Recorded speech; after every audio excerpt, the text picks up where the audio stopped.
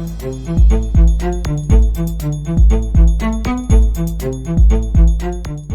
bonne soirée à tous. Jeudi 6 mai de l'an 2021. Donc ce soir, comme on le fait d'habitude, à tous les jeudis, c'est le cours d'histoire du progressisme. Donc bienvenue à tous et merci à tous ceux qui nous accompagnent depuis quelques mois. On est à la séance 13. Donc normalement, si tout va comme je veux, il va rester la 14, la 15 et la 16. On devrait terminer ça à la fin du mois de mai. Évidemment, par rapport à toutes mes notes, j'ai compressé un peu, j'ai éliminé quelques sujets moins importants pour m'assurer de rester dans les éléments les plus importants à savoir dans ce qui s'est passé. Maintenant, on est rendu au 20e siècle. Donc, on va passer les 4 prochaines séances sur ce siècle et sur le 21e pour le bout qu'il en est, là. Donc, voilà ce qui s'en vient. Donc, si on fait une rétrospective de la semaine dernière, là, à la séance 12, on a exploré toute la question de la montée de l'antisémitisme en Europe. Vous vous souvenez, on a parlé de ce document, le protocole de Sage de Sion, qui fut publié par Golovinsky, un agent de l'Okrana russe à Paris en 1903. Et j'ai voulu bien montrer à quel point ce document-là, bien qu'il est un faux, et qu'il a été montré clairement comme un faux par de nombreux historiens spécialistes de la question, est encore considéré comme un document réel, un vrai document, donc protocole des sages de Sion, qui disait que il y avait une élite mondiale qui était formée surtout de juifs milliardaires qui voulaient corrompre le genre humain en général par l'abondance, l'argent, le sexe, la corruption, de toutes les façons possibles, de telle sorte que cette élite juive allait prendre le contrôle de la planète. Et ce protocole-là, évidemment, et c'est avéré faux, je l'ai déjà dit, mais il est encore considéré dans les cercles conspirationnistes comme un vrai. D'ailleurs, quand vous entendez des gens, qui soient croyants, des chrétiens ou pas, qui vont parler de l'élite mondialiste ou qui vont utiliser ce genre d'expression-là, ben, ils sont des fils et des filles de l'héritage d'un texte qui est un faux, mais ils le savent pas, puis dans bien des cas, ils veulent pas le savoir de toute façon. Ils veulent persévérer à croire que cette conspiration existe pour de vrai. Maintenant, bien qu'il s'agit d'un faux document et d'un faux événement aussi, ça signifie pas qu'il n'y a pas des politiciens véreux, puis qu'il n'y a pas des gens dans les milieux politiques qui n'ont pas des intentions malveillantes. Ça signifie pas ça de dire que c'est un faux. Ça signifie juste que ce document-là et cette intention-là formulée en termes de complot ourdi par des gens méchants là, qui veulent absolument faire quelque chose de méchant à l'humanité, c'est cette affaire-là qui n'existe pas. Je vais juste préciser une chose, que quand on veut comprendre à travers une vision chrétienne toute la question du progrès, des complots, de tout ça, il faut juste retourner au moment de la chute dans Genèse 3 pour comprendre que depuis la chute, l'homme par la chute, a mangé de l'arbre du fruit de la connaissance du bien et du mal. Depuis ce temps-là, l'homme est profondément pécheur, mais il y a cette partie de l'homme qui veut le bien, qui veut ce qui est bien, mais qui le veut à travers une relation avec Dieu brisée, donc une condition pécheresse. Donc, l'homme aussi veut sauver ce monde et l'homme va probablement vouloir se donner des politiques, puis des politiques des fois féroces pour y arriver. Mais il faut comprendre que l'intention derrière, elle est humainement bienveillante, bien qu'elle est généralement utopique. Donc, y a-t-il des gens qui veulent créer des gouvernances mondiales aujourd'hui? Oui, c'est ce qu'on va voir dans les prochaines séances. Ont-ils l'intention de le faire? Absolument, mais pas pour des raisons négatives au sens du complotisme pur. Ils veulent le faire pour des raisons qu'eux estiment être des bonnes raisons, améliorer l'humanité. Maintenant, ils vont échouer pour la simple raison que la seule vraie grande gouvernance mondiale qu'on peut attendre éventuellement, c'est celle du retour de Jésus-Christ et du royaume de Dieu sur une nouvelle terre et des nouveaux cieux. Donc l'Écriture nous dit que ça va échouer, ces intentions-là. C'est pour ça qu'on doit arrêter de s'alarmer avec ça. Ce sont des intentions d'hommes qui existent depuis même Babylone, c'est-à-dire de contrôler la planète et d'édicter des règles et des lois et des fonctionnements qui viennent d'un pouvoir centralisé très très puissant. Donc les Babyloniens, les Grecs, les Romains ont voulu faire ça. Écoutez, les communistes ont voulu faire ça, les Américains veulent faire ça, les Chinois souhaitent faire ça. C'est un fantasme politique. Bon, faut le comprendre. Faut comprendre l'intention derrière. Et quand je dis que les gens sont pas forcément malveillants, je suis pas en train de dire que ça crée pas des situations pour autant malveillantes. Donc, c'était mon introduction ce soir. Aujourd'hui, on va entamer toute la question du 20e siècle. Donc, le début du 20e siècle, qui lui est à la fois un moment d'euphorie et à la fois un moment de désenchantement. On pourrait dire que l'année 1900, là, c'est une année pivot. Donc, c'est une année où on reçoit tout l'héritage du progrès dans toute sa valeur positive. Donc, je vous ai déjà énuméré des dizaines et des dizaines d'inventions, tant sur le plan technique que scientifique, que politique, que scientifique, philosophique, oui, c'est ça. Tout ce qui a fait avancer les droits, les libertés, mais également toutes ces inventions qui ont créé des nouveaux conforts. Donc, en 1900, là, tout ça, là, commence à rayonner beaucoup. Mais à la fois, 1900 à 1920, ces 20 années-là, c'est l'année du basculement. C'est là que on atteint le pic et que là, on entre dans ce que je vais appeler, moi, le 20e siècle, c'est le siècle du désenchantement. On était enchanté et là, on va désenchanter. Et on va voir tout ce qui s'est produit qui fait que le désenchantement est extrêmement cruel et on est encore dans le désenchantement aujourd'hui. Donc, le progrès a laissé place à une régression des valeurs et des conditions humaines. Bien qu'on est plus riche et plus confortable que jamais, ça ne signifie pas que notre humanité va bien. Elle va de moins en moins bien. Donc, d'une part, le progrès semble livrer en 1900, là, les espoirs attendus, mais en même temps, il y a des cailloux dans l'engrenage du progrès qui font en sorte que tous les avantages que procurent les progrès accumulés au cours des 18-19e siècles sont récupérés en armes de guerre et elles sont plus meurtrières que jamais. Ça, j'ai dit ça souvent, je le redis encore parce que c'est un élément très important dans l'affaire, c'est que c'est vraiment ce qui se passe. Plus que jamais, les profondeurs du cœur de l'homme sont exposées, vont être exposés pendant ce 20e siècle de guerre, de génocide, qui va voir mourir au nom d'une idéologie pas moins de 200 millions de personnes sur la planète Terre. Donc on parle du génocide arménien au début du 20e siècle, la première guerre, la deuxième guerre, le soviétisme en Russie, et tout ce qui s'est passé d'autre en allant jusqu'au génocide rwandais en 1994. Donc, si on cumule tous les morts, ben, c'est 200. Certains parlent de 230 millions de morts. Et réalisez-vous à quel point c'est des morts, ça. Il n'y en a jamais eu autant dans toutes les autres guerres réunies ensemble. Donc, le siècle qui devait éliminer les guerres est celui qui en a produit le plus. Et c'est le progrès qui a produit ces guerres-là. Maintenant, on va regarder aujourd'hui le pivot, tout ce qui est l'enchantement, et après ça, donc, tout ce qui va après ça débouler vers un désenchantement. Donc, en l'an 1900, il y a un événement à Paris, en l'an 1900, qui s'appelle l'Exposition universelle de Paris. Souvenez, la semaine passée, j'ai parlé de l'Exposition universelle de Chicago, où on avait créé le Parlement des religions du monde. Ben, 7 ans plus tard, c'est à Paris que ça a lieu, cet événement-là. Et à Paris, c'est fantastique ce qu'on fait là. D'ailleurs, les lieux où ça a eu lieu sont encore là à Paris aujourd'hui, là. l'endroit, je me souviens plus du nom, là. Mais en 1900, la France entre dans le 20e siècle avec tous les signes de la modernité qui s'installent. La capitale se prépare à accueillir une foule de visiteurs pour son exposition universelle qui célébrera d'avril à novembre les merveilles de la science et des techniques. Paris est alors une ville de 4 millions d'habitants. C'est quand même une grosse ville. 4 millions, c'est beaucoup, là, en l'an 1900. Donc, si vous êtes à Paris en l'an 1900, là, puis vous allez visiter cette exposition-là, là, vous êtes ébahis, vraiment.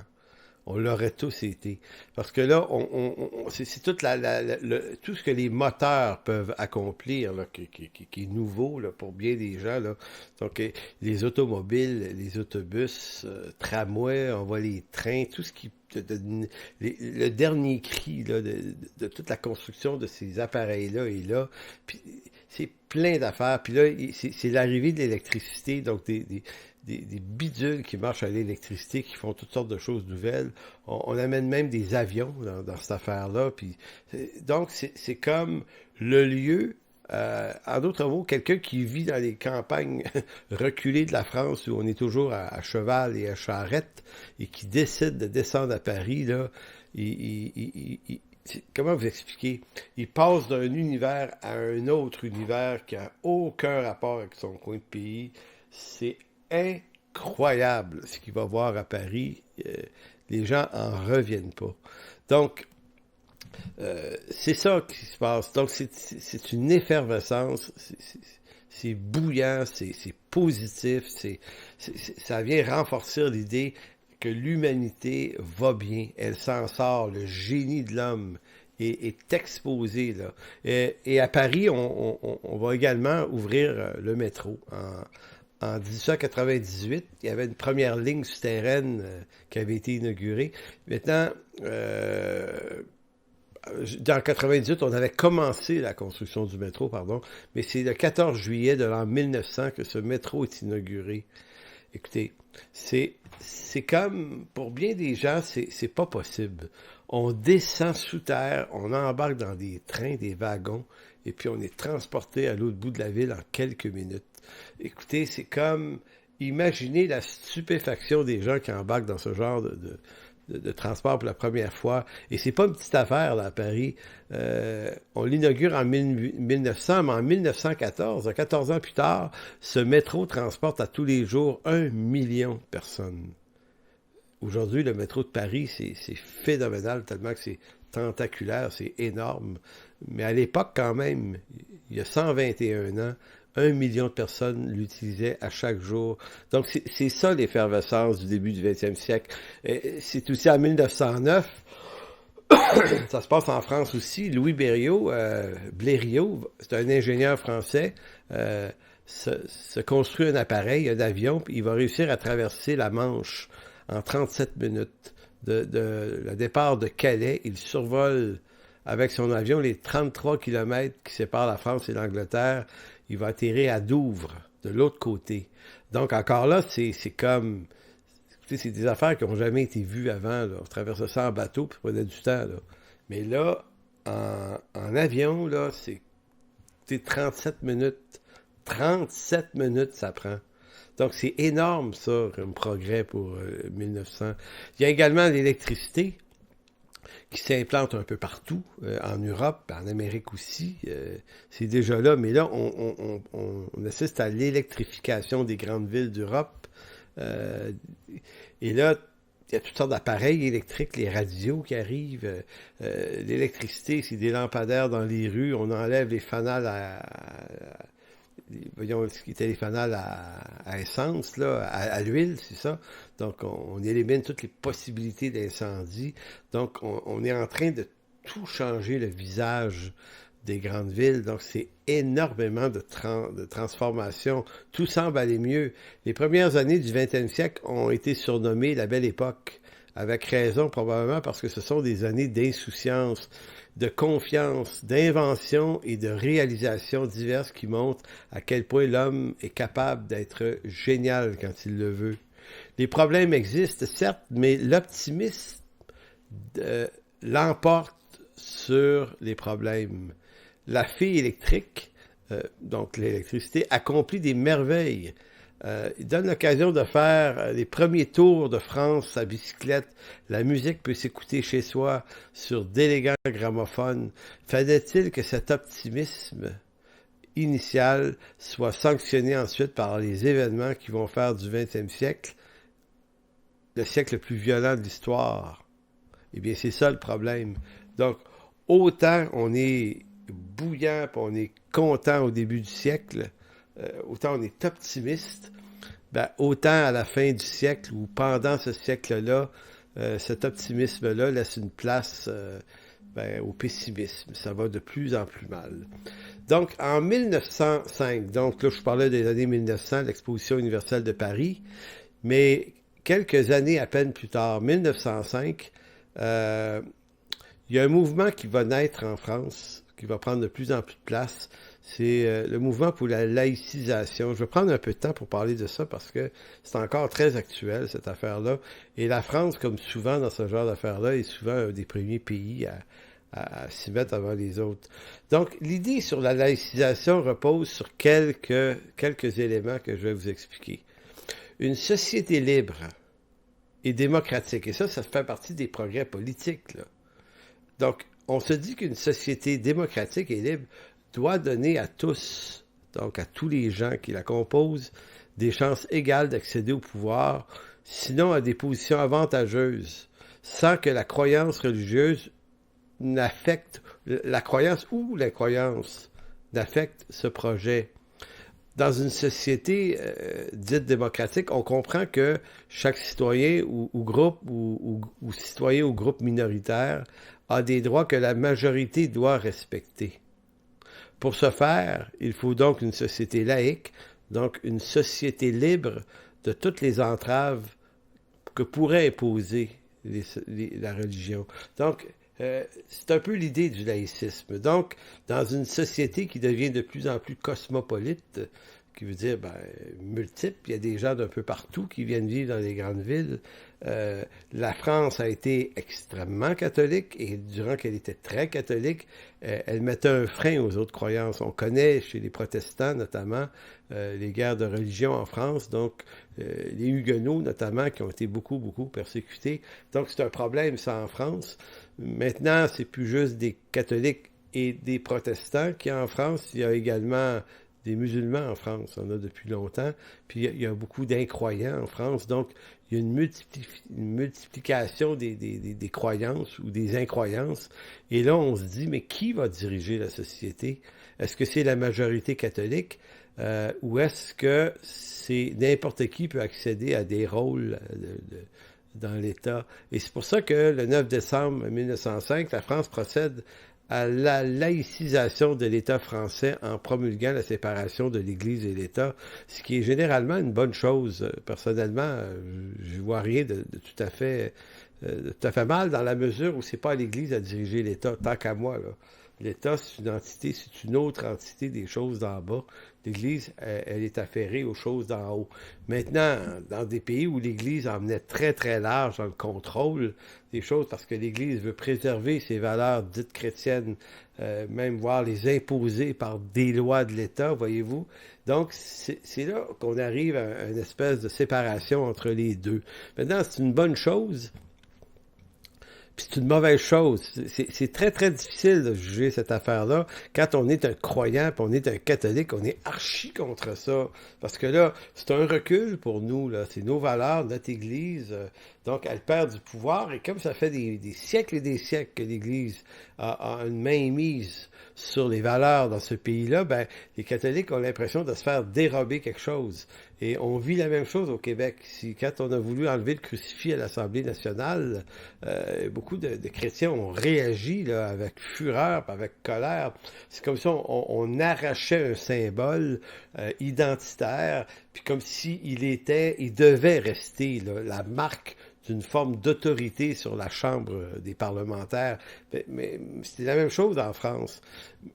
Mais c'est ça, donc c'est ça qui semble mauvais pour les croyants, mais il y a d'autres sortes de monde dans le pays qui disent, oui, mais nous autres, on n'y croit pas à vos affaires. Donc, nous autres, on veut pouvoir exister dans ce pays-là sans être persécutés par vos croyances religieuses.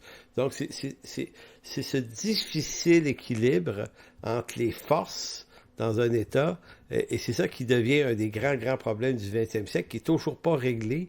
En tout cas, ça ne l'est pas ici au Québec encore, parce que c'est difficile, ces questions-là. Parce que si ce n'est plus, s'il n'y a plus d'influence chrétienne, par exemple, dans les appareils gouvernementaux, ben, ça va être des athées, probablement, qui vont se mettre. Ben, eux, ils vont imposer leurs idées. Donc, ils vont faire ce que les chrétiens ont fait avant du pouvoir, ils vont le faire, eux autres aussi. Donc, ils vont le faire jouer contre les chrétiens maintenant. Donc, voyez-vous, c'est un équilibre qui est apparemment presque impossible à atteindre. Donc, en apparence, cette idée semble logique et équilibrée et respectueuse de la diversité des croyances religieuses, bien que pour certains chrétiens, c'est plutôt une lutte à finir entre deux grands paradigmes. Le paradigme chrétien, d'abord, qui organise ses idées sur le concept que l'homme est pécheur, il a besoin de rédemption, ben donc ça doit faire partie de l'idée sociale. Donc, le maintien également, pour certains, de l'héritage, de l'identité chrétienne, qui pour les Français faisait la gloire de la France, parce qu'on disait, hey, c'est des chrétiens qui ont bâti ce pays-là, on peut pas nous tasser de même, vous voyez? Donc, d'un côté, c'est ça, c'est la vision chrétienne, mais de l'autre côté, c'est le paradigme humaniste, athée, qui, lui, prend du galon. Souvenez-vous, là, les athées, à partir de la théorie de Darwin en 1859, puis les penseurs athées de plus en plus nombreux, puis en France, il y en a beaucoup, en Allemagne, France et partout. Donc, cette idée que l'avenir de l'humanité ne doit plus être religieux, il doit être humaniste.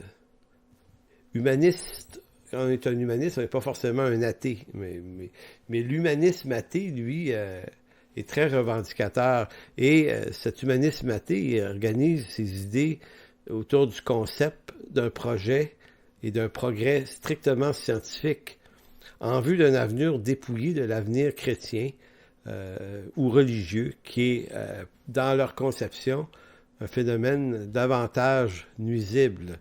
Donc, l'humanisme athée remporte maintenant ses premières victoires.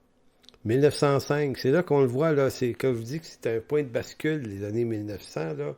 Le christianisme arrivait à tenir le coup devant toutes les vagues de l'athéisme, et maintenant, un premier pays comme la France, ben, renverse cette idée-là. L'humanisme athée remporte ses premières victoires sur le christianisme. Le progressisme, le scientisme s'impose désormais par la voie des pouvoirs politiques, voire même judiciaires. L'idée est simple, et quand j'ai pouvoir judiciaire, c'est que l'Église également va être dépouillée de ses avoirs, de beaucoup de bâtiments, toute la question scolaire, les écoles laïques maintenant ne peuvent plus être juste religieuses, il va rester des écoles catholiques et chrétiennes, évidemment, mais c'est que l'État qui s'accapare également le pouvoir sur le système d'éducation. On a vécu ça au Québec dans les années 1960, un peu plus tard qu'en France. Mais voyez-vous, c'est un élan du laïcisme athée pour prendre en main le pouvoir de l'État sur les individus. L'idée est simple, c'est comment on va bâtir un monde nouveau. Si on veut qu'il soit fondé sur des idéaux de paix, ben ça va être forcément la science qui va nous faire arriver là. Et pour y arriver, ben il va falloir éliminer les vieux vecteurs d'ignorance et d'obscurantisme. Ça, c'est dans l'esprit des athées et des humanistes. Religion égale obscurantisme, égale ignorance et égale surtout les guerres. C'est la religion qui a provoqué à travers l'histoire les guerres. Ce qui n'est pas exactement vrai. C'est une idée qui semble être pour les athées souvent un angle fort de leur attaque contre le christianisme, sauf que vous allez voir pourquoi c'est fragile. Et pourquoi c'est fragile? On va parler d'un Anglais maintenant, qui lui est un inspirateur du laïcisme, mais pas en France, en Angleterre, puis aux États-Unis. Il s'agit de Bertrand Russell, qui est assez connu, qui est né en 1872. Il a quasiment vécu un siècle, cet homme-là. Il est mort en 1970, je pense. Mais c'est un homme qui a traversé les 2 siècles. Donc, lui, en l'an 1900, là, c'est un jeune homme, là, d'une vingtaine d'années et plus. Là. Lui, c'est un mathématicien, un logicien, un philosophe anglais. Quelqu'un d'assez connu. Puis un homme très tumultueux, un caractère qui semble assez impétueux. Selon Bertrand Russell, toutes les formes de religion sont des systèmes de cruauté inspirés par la peur et l'ignorance. Donc, lui, là, il n'est pas juste comme Auguste Comte ou Feuerbach ou Nietzsche, des gens qui sont des athées mais qui rejettent le christianisme comme quelque chose de sans importance pour eux, quelque chose de dépassé. Avec Russell et d'autres comme lui, ici, c'est une attaque frontale contre la religion et contre le christianisme. On ne dit pas que la religion est inutile. On ne fait pas que dire ça. On dit que c'est un phénomène cruel. Il va publier un livre en 1927 qui s'appelle Why I'm not a Christian, ou Pourquoi je ne suis pas chrétien, 1927. Et dans ce livre, il estime que c'est de la religion que naît la peur. C'est la religion qui nourrit l'ignorance et qui nourrit le sadisme. Hey, c'est fort. La religion obscurantiste, par essence, est ainsi contraire à la civilisation, au bonheur de l'être humain et de la science. Donc, lui, il pose ce fondement-là. La religion, c'est pas seulement une vieille affaire, c'est une affaire nuisible, c'est une affaire cruelle, c'est anti-civilisationnel. Donc, vous voyez, et ces ouvrages se vendent, là, ça marche, là. Donc, tout ça vient inspirer les courants laïcistes un peu partout en Occident, mais notamment en France, dont le début du 20e siècle est marqué par ce genre d'individus, de personnages, et là on les appelle les anticléricaux. Et anticléricaux qui croient que la science va tout régler. Le discours antichrétien atteint des fois des niveaux de ton et d'insultes sans égal à ce que je dirais à la démence paranoïaque. Dans son livre, Russell, par exemple, dans le livre en question, il va dire « Il me semble que bien des chrétiens se sont distingués par leur extrême méchanceté.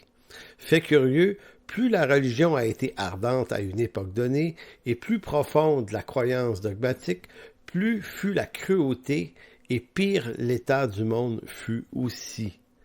Dans les siècles où la foi est très vive, et alors que les hommes acceptent la religion chrétienne dans son intégrité, c'est l'inquisition, c'est la torture. Il dit, je ne peux penser aux millions de femmes brûlées comme sorcières et à toutes les horreurs dont la religion fut le prétexte. Donc, vous voyez le discours de Russell. Maintenant, si vous ne connaissez pas un peu l'histoire du Moyen Âge, vous vous dites, ben oui, il y a des millions de femmes qui ont été brûlées sur des bûchers. En fait, Russell, c'est un exagérateur. Il y a jamais 1 million de femmes qui ont été brûlées en Europe.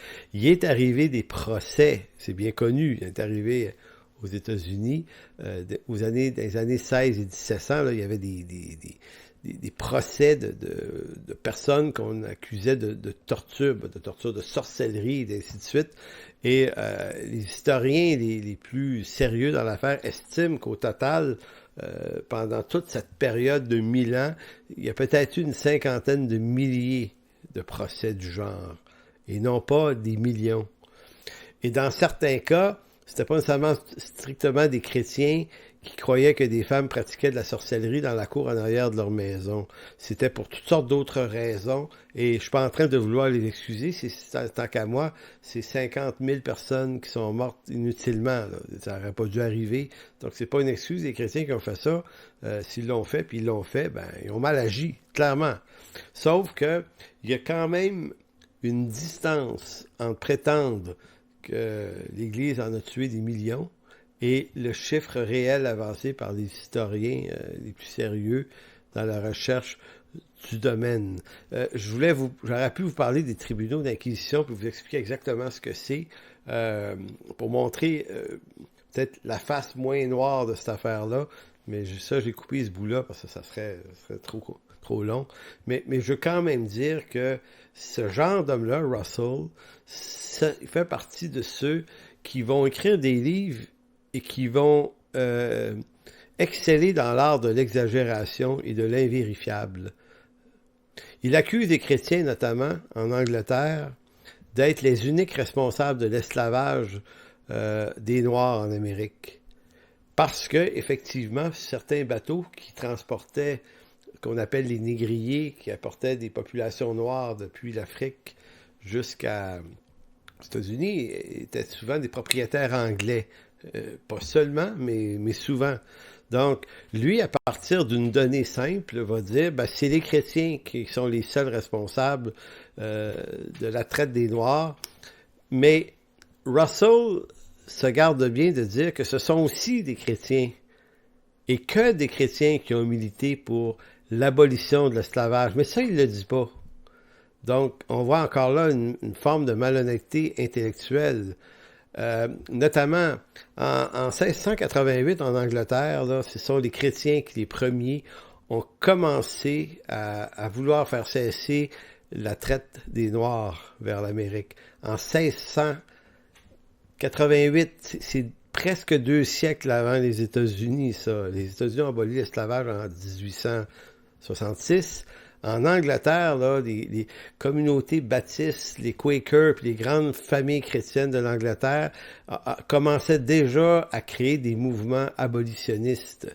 En 1758, en Pennsylvanie, aux États-Unis, en 1758, les Quakers ont voté une loi anti-esclavagiste. Ça, c'est en 1758. C'est bien longtemps avant que la guerre de sécession qui a fait cesser l'esclavage. En 1774, les Quakers interdisent la pratique de la traite des Noirs, puis en 1976, l'interdiction de pratiquer l'esclavage est mise en place dans plusieurs États du nord des États-Unis, qui ne sont pas tout à fait encore, ça s'appelle pas nécessairement encore comme ça, là. Voyez-vous, il y a des chrétiens qui ont participé à la traite des esclaves, on ne le nie pas, mais ce sont des chrétiens qui l'ont arrêté, qui sont à la base des mouvements abolitionnistes. Et en Angleterre, le plus connu, c'est William Wilberforce, qui a fait voter un décret d'abolition de la traite de l'esclavage en 1806-1807.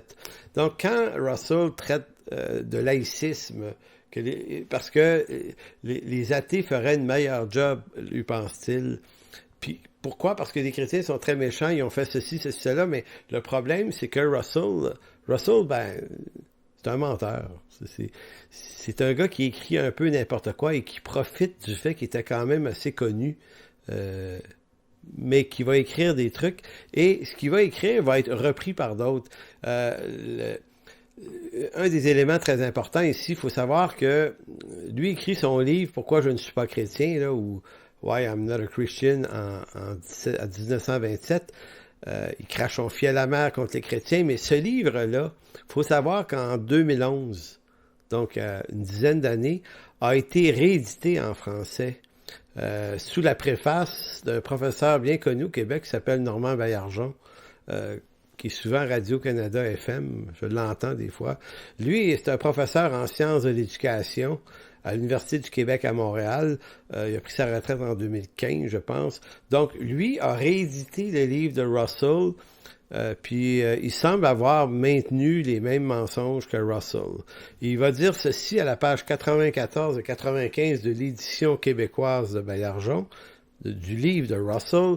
Il va dire « Nous pourrions assumer la stabilité de la population du globe si ce n'y opposait pas l'influente pratique de l'Église qui préfère la guerre, les épidémies et la famine et la contraception. » C'est fou, là, de dire une affaire de même. Les chrétiens, à d'autres mots, préfèrent la guerre, les épidémies, la famine et la contraception. Les chrétiens préfèrent ça. Donc, venant d'un professeur émérite d'une université québécoise, c'est profondément honteux d'affirmer une chose comme ça.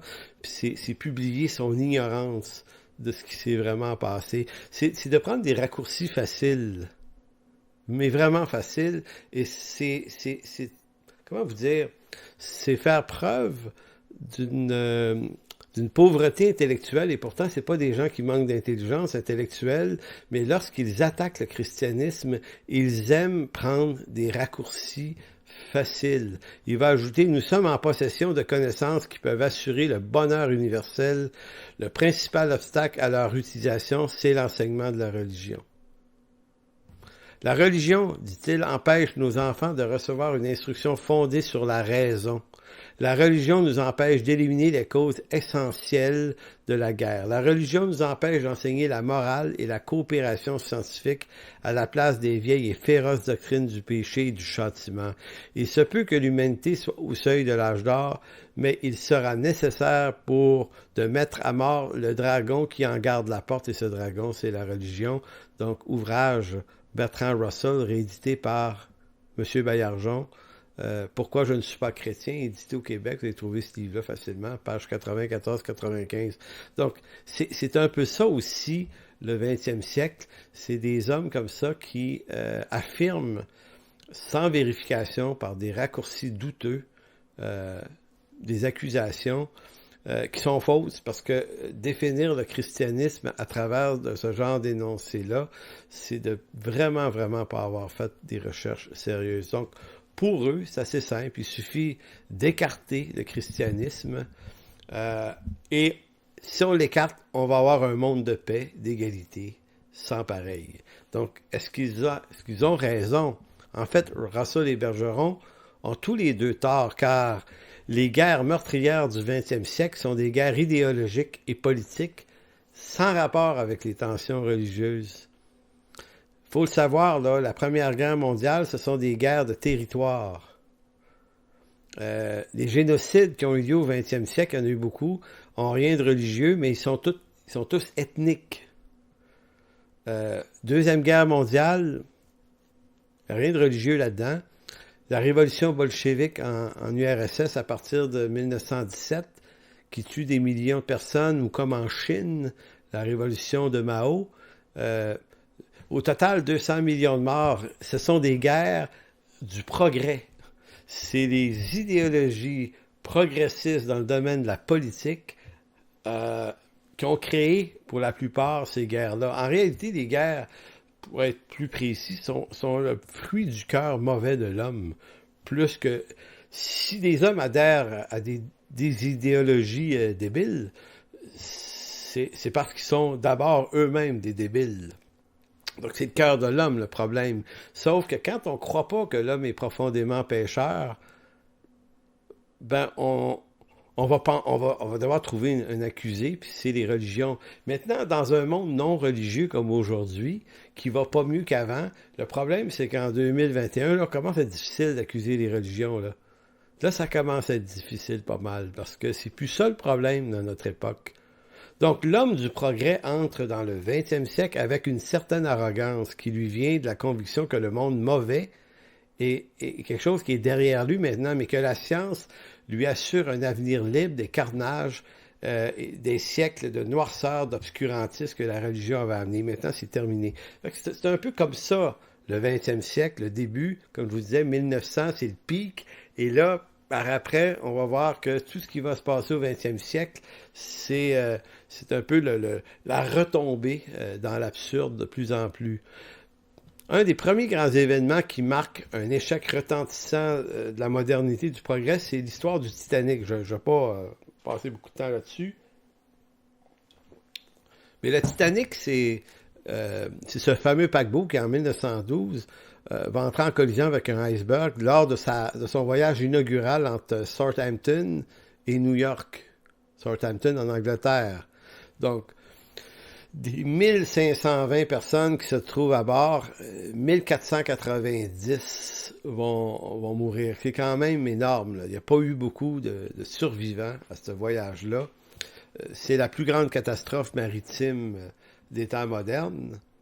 Ironie du sort, c'est que ce bateau, ce transatlantique, était équipé de toutes les innovations techniques du génie de l'homme du 19e siècle. Et l'ironie du sort, c'est que ce bateau-là a fait juste une sortie puis a coulé. Certains vont dire que le capitaine, je pense que c'était Smith son nom, aurait dit que même Dieu ne peut couler ce bateau. Mais il faut faire attention à cette déclaration-là. Elle est remise en question. On dit que le capitaine a dit ça, mais ça a l'air que personne n'a jamais entendu le capitaine dire ça. Ça serait sorti de la bouche de quelqu'un. Donc, c'est pas sûr. Mais admettons qu'elle ait été dite, cette déclaration-là, ben, le clin d'œil à Dieu est quand même assez pathétique. Puisque si Dieu ne peut pas le couler, ben Dieu ne l'a pas coulé, un simple bout de glace s'en est chargé. Maintenant, c'est pas drôle pantoute, parce qu'il y a eu au-delà d'un millier de morts.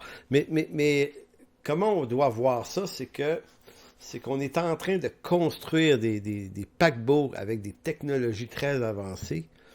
Et puis, ça coule. Je sais que c'est pas grave, il va s'en construire des milliers d'autres bateaux qui couleront pas. Mais c'est juste que le clin d'œil au début du 20e siècle est un peu effrayant. C'est un peu comme si le 20e siècle, là, on fait face à des échecs, et ça, c'en est un de ces échecs-là.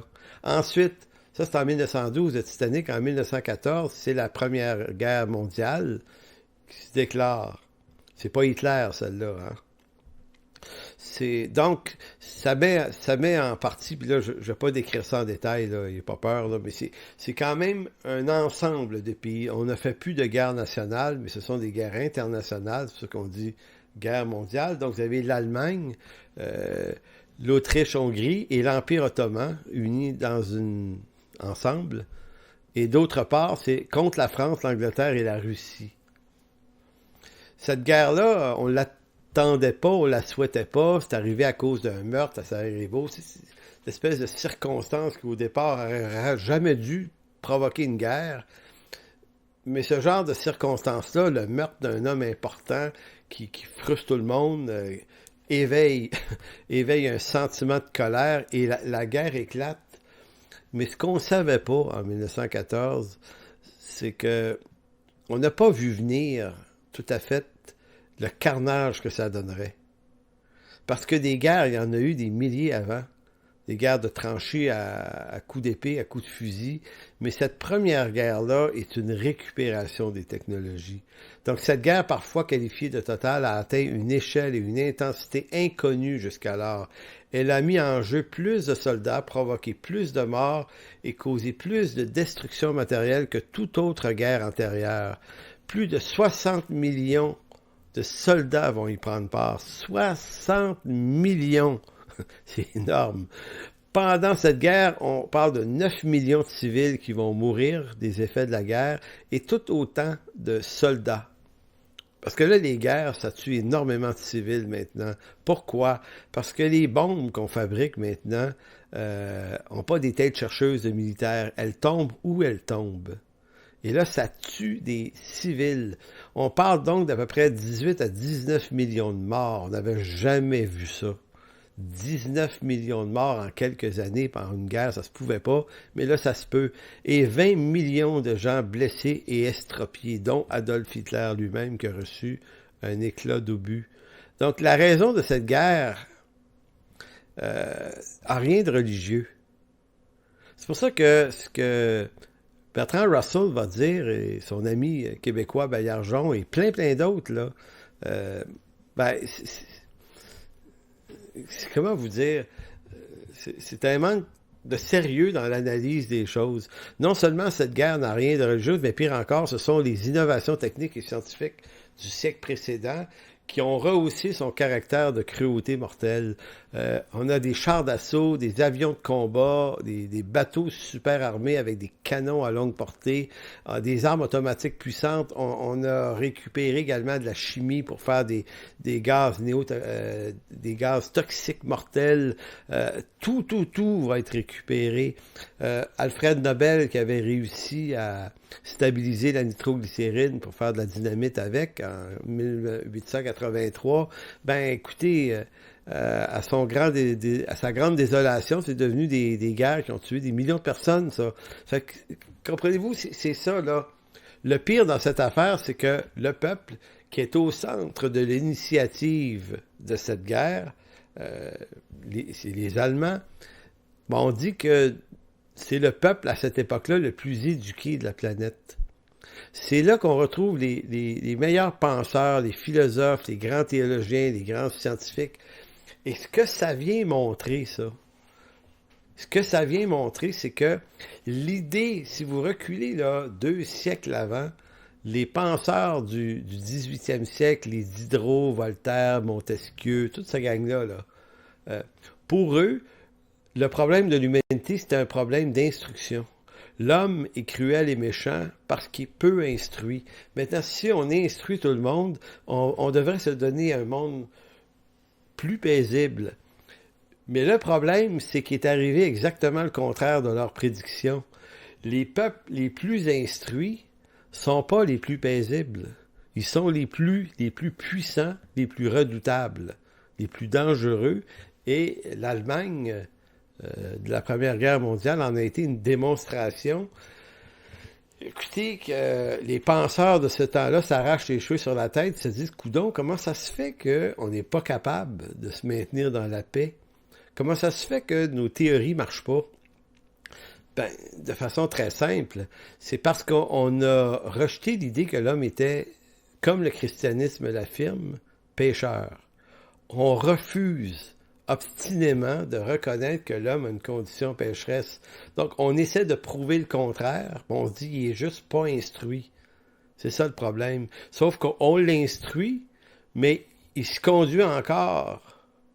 Il se conduit encore dans la plus grande des bêtises. Donc, on dirait, on pourrait enfin constater que, bon, reconnaissons qu'il y a un problème. On va dire, oui, il y a un problème, mais il est juste politique, le problème. Il est juste politique. Il n'est pas un problème du cœur et de la condition pécheresse. Donc, quand la guerre se finit en 1918, il y a des mouvements qui naissent, dont un très important qui est la Société des Nations, la SDN.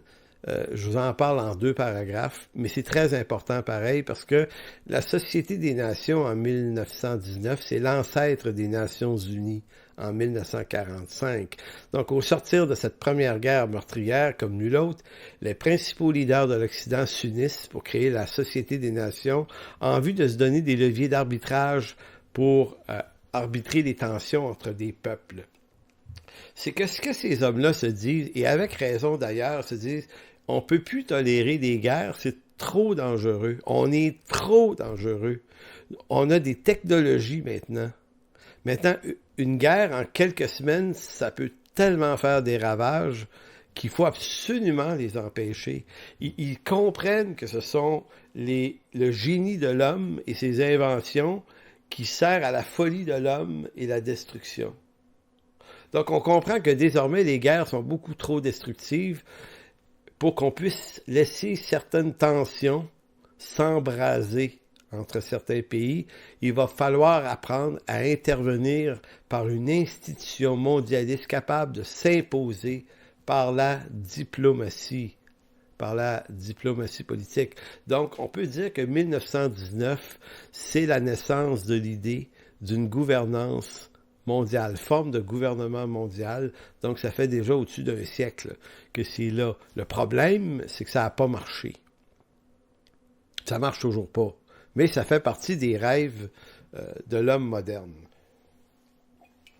Maintenant, 1919, c'est également l'année où un gros slogan va ressortir. C'est un slogan qui venait des Allemands. Je vous le dis en allemand, mais ceux qui parlent allemand vont rire de moi. Mon allemand est très mauvais. Ça se dit « Nie wieder Krieg ». Ça veut dire « plus jamais la guerre ». Donc, c'est un slogan que des pacifistes allemands avaient sorti avant la Première Guerre. Donc, en 1914, les Allemands n'étaient pas d'accord avec cette guerre-là, puis ils avaient dit « plus jamais la guerre ». Ils ont lancé le slogan, la guerre a eu lieu, le slogan s'est écrasé. Il y a eu plus de guerres que jamais, mais en 1919, le fameux Nie wieder Krieg va ressortir et va devenir en Angleterre le No More War. Et en France, le plus jamais la guerre. Et là, ici, on a ce qu'on pourrait appeler l'origine des mouvements pacifistes modernes qui existent encore. Il y en a eu plein au 20e siècle. C'est encore des mouvements très forts. Donc, c'est toute cette frange d'hommes et de femmes qui militent contre les guerres. Donc, en d'autres mots, on a toutes sortes de pouvoirs puissants en ce moment. Les gouvernements qui font la guerre et des contre-pouvoirs anti-guerre. Et tout ça, ça se chicane en ce moment. pendant ce temps-là, en 1919-1920, vous avez Lénine qui s'empare de la Russie en 1917. Bon, pendant qu'on est en train de se dire plus de guerre, plus de génocide, on n'en veut plus, puis il faut arbitrer tout ça, ben Lénine, Trotsky et sa gang vont faire assassiner pas moins de 9 millions de personnes entre 1917 et 1922. On le sait pas ici en Occident trop ce qui se passe là. C'est très très fermé, mais c'est les goulags. Et c'est on fusille des gens, on aligne des riches, puis des nobles, et puis on veut littéralement détruire cette classe d'intellectuels en Russie. Et c'est cette idée que nous allons ramener la raison, le bon fonctionnement des choses, et nous allons le faire d'une façon par des formes de pouvoir autoritaire. Fait que ça arrive en même temps. Et pendant qu'arrive ça en Russie, vous avez Hitler sur son lit d'hôpital qui, lui, forme une théorie sanglante et impitoyable pour éliminer les Juifs. Et pendant ce temps-là, vous avez Mussolini en Italie. Et vous avez le général Franco en Espagne. Donc, vous avez l'Europe à partir des années 20 qui se radicalise dans des nationalismes politiques. Et là, l'Europe sombre dans une espèce de chaos qui va durer 20, 25, 30 ans. Jusqu'à la fin de la Première Guerre. Donc, c'est comme décourageant. C'est littéralement décourageant parce qu'on dit, après des siècles de réflexion et de progrès de toutes les sortes pour essayer d'enrayer la bêtise humaine, ben, on se retrouve dans les années 20 et 30 en Europe avec plus de bêtises et de folie que jamais auparavant. Ce que ces régimes ont en commun, c'est l'intention d'accélérer le processus du progrès par des idées politiques, philosophiques, scientifiques. Il s'agit du rôle des nouveaux acteurs politiques du 20e siècle qui ont la prétention de vouloir faire du bien au peuple, mais sans le peuple, et voir à l'encontre du peuple si le peuple n'est pas d'accord. Ça, c'est une déclaration qui vient d'un prof de l'Université de Paris, Paris 8, dans un livre qu'il a publié qui s'appelle Politeia à l'automne 2004, s'appelle Bernard Kubertafon, qui avait dit ça. C'est des gens qui veulent faire du bien au peuple, mais sans consulter le peuple, contre le peuple s'il le faut, pour le bien du peuple. François Furet, qui est un historien que j'apprécie beaucoup, a publié un livre qui s'appelle « Le passé d'une illusion ». Si vous trouvez ça, « Passé d'une illusion », il va parler de totalitarisme éduqué. Il va dire le nouveau dans ce type d'analyse familier est la pensée libérale après la Révolution française et renouvelée à la fin ou vers le début du 20e siècle. C'est la découverte que cet homme des masses n'est pas ou forcément un illettré sans éducation. Il dit « L'Italie du Nord, vulnérable à la première et à la propagande de Mussolini, est la partie la plus éclairée de l'Italie. L'Allemagne où Hitler remporte ses premiers succès éloquents est la nation la plus cultivée de l'Europe. Ainsi, le fascisme trouve son berceau dans des sociétés non pas archaïques, où vivent des ignorants, mais dans le monde moderne, dans ce qu'il y a de mieux, dont l'encadrement politique, social, traditionnel a subitement perdu toute sa légitimité. L'éducation et l'enrichissement n'induisent donc pas nécessairement les hommes à des comportements plus rationnels. C'est assez intéressant.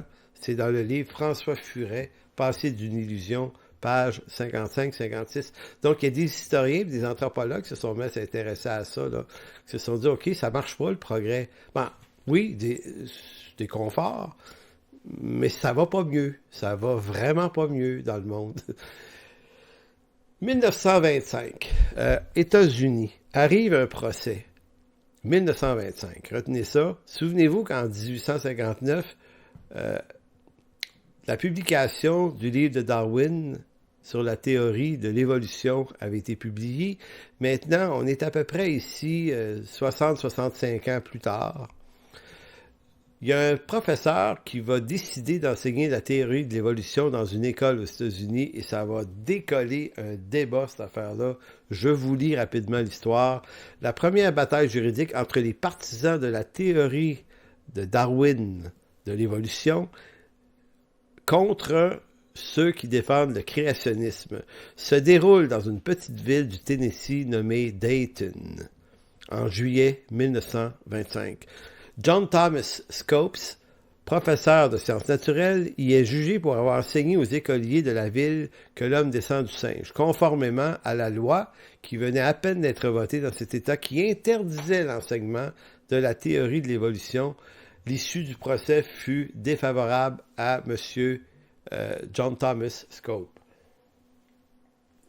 Donc, Scopes, lui, c'est un athée, on présume, qui veut enseigner la théorie de l'évolution, mais son État l'interdit, mais il fait pareil. Mais il fait exprès. Il sait que, il est brillant, là. Il dit, je vais être traîné en cours pour ça, c'est ce que je veux, parce que dans un monde moderne, les médias commencent à être importants. Quand tu veux te faire entendre, ben fais-toi traîner en cours, puis crée une polémique, puis ça va attirer les journalistes, puis ça va attirer tout le monde, puis là, ça va faire une effervescence, puis tout le monde va en parler, et ça va lancer le débat sur la place publique nationale. Donc, Scopes a perdu sa cause, mais la cause de Scopes en est sortie victorieuse, en quelque sorte. Donc, ce procès, parfois appelé procès du singe, eut un énorme retentissement et est devenu une référence incontournable dans les débats et récurrent encore aujourd'hui aux États-Unis entre les partisans de la théorie de l'évolution et ceux du créationnisme, ou plus récemment, qu'on appelle maintenant Intelligence Design. Très rapidement, ce procès en vint à symboliser l'opposition ancienne entre la religion et la science, entre l'obscurantisme et l'intelligence, entre le conservatisme religieux et l'ouverture d'esprit. Voyez-vous, là, il y a une teinture qui s'est prise en 1925. Donc, évidemment, ça a pris du temps avant qu'on puisse enseigner la théorie de l'évolution dans les écoles des États-Unis. Mais ça a été la brèche. Ça a été la brèche qui fait que tranquillement, pas vite, beaucoup de gens aux États-Unis, des athées, des humanistes, ont littéralement gossé le système pour en venir à ce qu'aujourd'hui, aux États-Unis, dans la plupart des écoles, c'est la théorie de l'évolution qui est enseignée, sauf dans certaines écoles chrétiennes où on l'enseigne, mais pas comme étant un dogme vrai, mais comme étant une théorie. Donc là, je vous passe toutes les possibilités. Donc, je vous répète, ce procès-là a ouvert la porte à un débat qui dure encore jusqu'à aujourd'hui, mais ça vient de ce fameux procès Scopes 1925, et on voit que la stratégie, c'était, même son père, ce procès-là, on gagne quand même à long terme. 1925. Qu'est-ce qui se passe après? Après cette histoire-là de Scopes, et après la Première Guerre, puis après le No More War, puis après la Société des Nations, là, on se calme. On dit, OK, on se calme. Bon, vous avez Mussolini, puis vous avez une couple d'autres qui dérangent en Italie, mais bon. Sauf qu'en 1933, arrive l'événement le plus pittoresque qu'on ne pouvait pas imaginer. Adolf Hitler, qui s'est créé un parti, le national-socialiste, obtient par élection et par démocratie le pouvoir sur l'Allemagne. En 1933, il devient en quelque sorte le chancelier de l'Allemagne. Et là, je vous passe, il y a tellement de détails dans cette histoire-là. Mais qu'est-ce que fait Hitler avec ça? Comment vous expliquer le problème? Juste qu'un gars comme Hitler remporte des élections, c'est qu'encore ici, le progrès qui devait être politique, la politique et, si on veut, la démocratie devait permettre à ce que des fous ne prennent plus le pouvoir. Des gens dangereux. Maintenant, c'est un autre échec du progrès démocratique en politique, c'est que un des hommes les plus débiles de l'histoire de l'humanité réussit par des moyens démocratiques à devenir maître d'un pays extrêmement puissant. Il va utiliser cette puissance-là, il va arriver à imposer son idéologie raciale, à commettre l'Holocauste contre les Juifs par les camps de concentration, et ça, je vous en parle pas plus qu'il faut. Vous connaissez cette histoire-là. Donc, l'idéologie raciale, ils vont mettre au point de la recherche dans des labos par des scientifiques allemands sur l'eugénisme, donc l'avortement, puis tuer les vieux, puis tuer les malades, mais faire toutes sortes d'expériences avec des êtres humains. C'est effrayant ce qu'ils vont faire. Ils vont, en 1933-1934, ils vont réussir, ils vont travailler une loi en Allemagne qui consiste à retirer le droit de citoyenneté à toute personne qui n'est pas tout à fait un Allemand, dont les Juifs. Donc, en leur retirant leur droit de citoyenneté, ils n'ont plus d'identité propre. Et là, on commence à dire, ben, c'est pas vraiment des êtres humains parce qu'ils sont pas citoyens. On peut en faire un peu ce qu'on veut. Là, je prends des raccourcis rapides, je l'avoue, là. Mais je vais vous lire un petit texte qui raconte un peu l'effroyable expérience du nazisme. Il dit, on fait des expériences comme des inoculations de germes mortels. On leur injecte du typhus. On les prive dans l'alimentation pour vérifier combien de temps ils peuvent survivre. Donc, on fait des expériences sur des humains, mais on dit on a le droit, c'est pas des vrais humains, des juifs, des rats. On les appelait de même.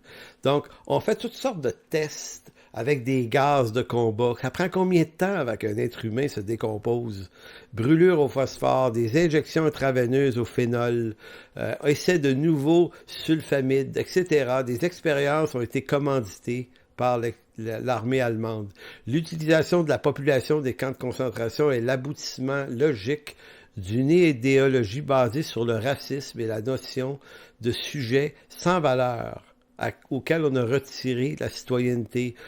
On les assimile à des parasites, des rats, des poux ou au cancer. Les Juifs comme cancer du peuple allemand, dit-on. La mort de centaines de sous-hommes se justifie par la possibilité d'améliorer les chances de survie de cette grande nation allemande et son pilote, Hitler.